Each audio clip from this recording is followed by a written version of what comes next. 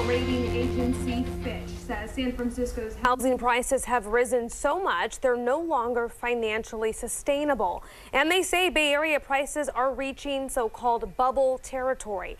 As KTVU's Tom Vakar tells us, the last time we experienced this kind of spike in prices was 3 years before the dot-com bust of 2000. But the experts say there are some major differences this time around.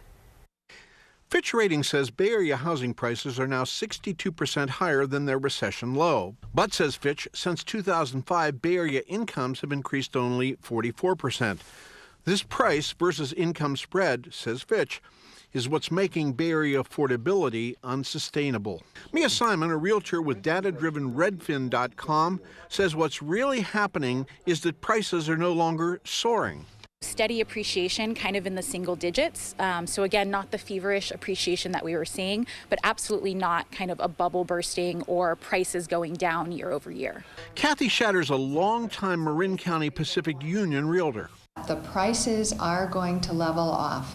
They expect this year that there might be 3%, maybe even 5% appreciation, but over the next couple of years, small increments of appreciation, maybe 2%, maybe 3%, and then a flattening. The types of loans that led to the last recession, no down payment, poorly or undocumented loans, are no longer available.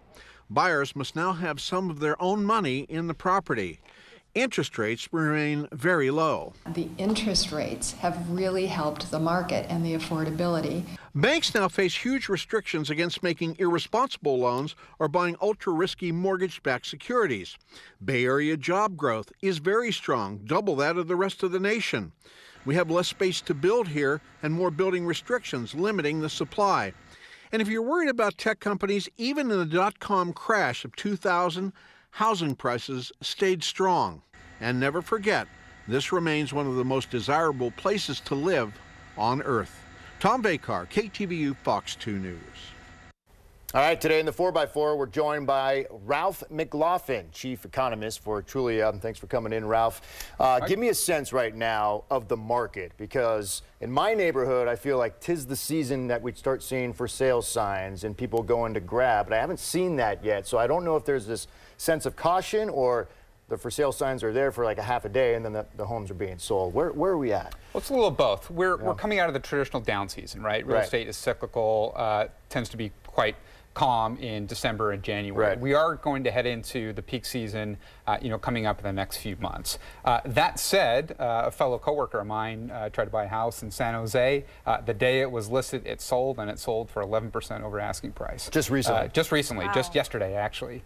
So, things are crazy, but we are expecting them to calm down a little bit going into the years ahead. Calm down, meaning prices come back down. There's in the East Bay, I'm in the Walnut Creek area, this brand new neighborhood, ridiculous, 1 million+ homes, 5 of them. All 4 sold pretty quickly once the development was done, but there's that one, the most expensive one. I think it was 1.6 or something. It's been now a few months.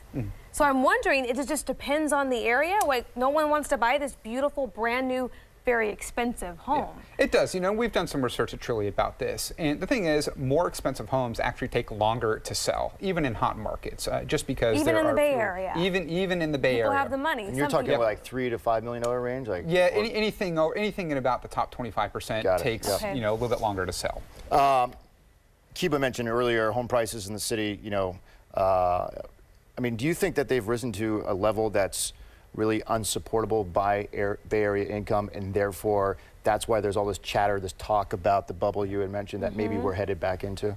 So our research truly suggests we're actually not in a bubble.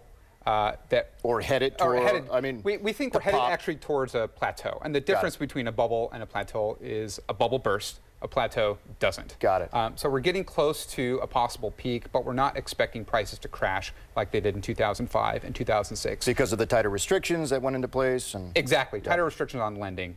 You cannot get a low doc loan anymore. Right. You've got to prove you have income. You have to prove you have a steady job in order to get a loan these days. So tighter restrictions now, but it also has changed. Back in the day, you're going to Wells Fargo or Bank of America or wherever you're going to get your loan. Now you have these direct loans, these fast track loans, do it online loans, still with the restrictions, but just a different way to get your money. Yeah, they're trying to make the process easier, and anyone who's gone through buying a home Oh my goodness, knows yeah. that the mortgage process is one of the longest aspects of buying a home, right? It can take 30 to 40 days to get that approval. These new players in the market are trying to make it easier. They're trying to cut it down to below 30 days, even down to 15 days. But they still have to follow the same rules. They still have to follow the same rules. Many of those new lenders are selling their mortgages to the same people that traditional banks are. I just want to make sure I'm in the same page. You guys talking about like Rocket mortgages? Yeah, Because like, there was that Super Bowl ad is like, in 8 minutes, That's an you can get your example. 30-year fixed or whatever it was. I'm paraphrasing And here, there was some but, confusion right? over that. I think people thought that, you know, they were Is that false offering advertising? Yeah. subprime loans again. All it means is they're trying to make the process faster and easier, not trying to reduce the standards when it comes to lending. You get a loan. Everyone gets a loan, not those days. Those days are over. Is the biggest threat in the Bay Area to price appreciation or reduction the tech industry, because it is so solid here all around? So we think it's two things.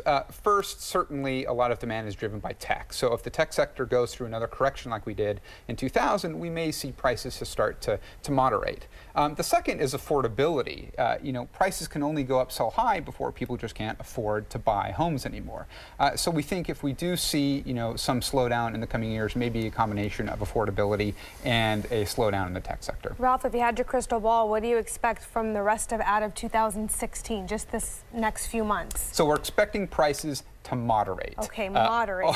Which you have to put it in the context, right? Yes. This is the Bay Area. The last few years we saw prices increase about 15 to 20% year over year, which is crazy. Huge, yeah. Yeah, we're expecting that to slow down a bit, probably between 5 and 10%, which is a little bit more in the normal-ish range, at least for the Bay Area. Normal-ish, I like that. Plateau, Yes. not bursting bubbles. Plateau, not bubble. All right. Thanks, Ralph. Ralph McLaughlin, Chief Economist with Trulia. Thank you. Thank you.